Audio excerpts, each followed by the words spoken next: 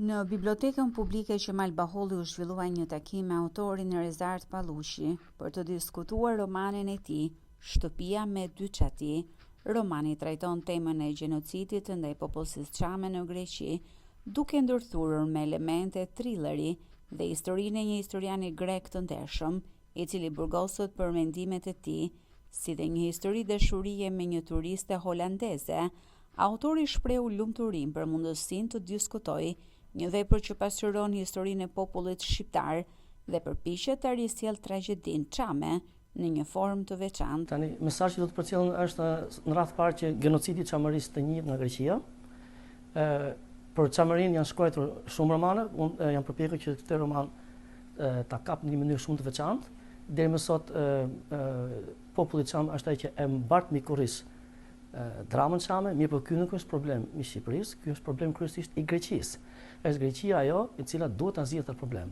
Dhe unë gjithmonë e kam pasur dëshirë fillestare që të shkruaj një roman për të skanuar Greqinë.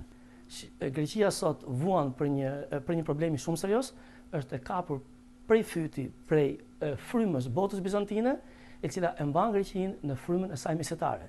Dhe kryepersonazhi i romanit, i cili Panioti është grek, pra nuk është shqiptar, ai është një intelektual grek, i cili përballet me problemet e vendit të tij, ulërin, ai lufton edhe për një unë të çamërisë dhe pikërisht sepse ai e bën këtë, ai përsekutohet prej shtetit të tij, burgoset në fund, por ai ka probleme shumë serioze me familjen e tij, gruaja e cila është idhëtare e madhe e botës bizantine.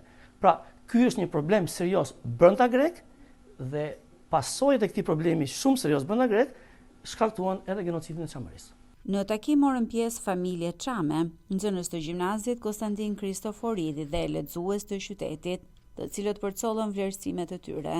Për këshërin, vepra romani Shtëpia me dy çati e Rezart Pallushit është një vepër me simbolizëm të gjallë. Ajo pasqyron një realitet i cili është me të vërtetë i pa kontestueshëm. Flet për drama të mëdha të kombit ton. Është një roman i përbotshëm i cili bën bashkë shumë shtete. Konkretisht, është një roman si për lexuesin shqiptar ashtu edhe për lexuesin grek edhe më gjerë. Është një vepër e cila tenton që të jap një shkundje të gjithë konvencioneve shoqërore. Ajo lufton burokratizmat, ajo lufton nacionalizmat shterp. Ajo është domethënë një thirrje drejt humanizmit, drejt kërkimit të së vërtetës. Diskutojmë rreth, këtij problemi, rreth si thua përpjekjeve të komunitetit të gjithë shqiptar për të njohur ato fatkeqësitë edhe përpjekjet në çamëri. Brezi i ri duhet shumë gjëra janë fshehur. Shumë gjëra janë kamufluar, shumë gjëra janë tjetërsuar.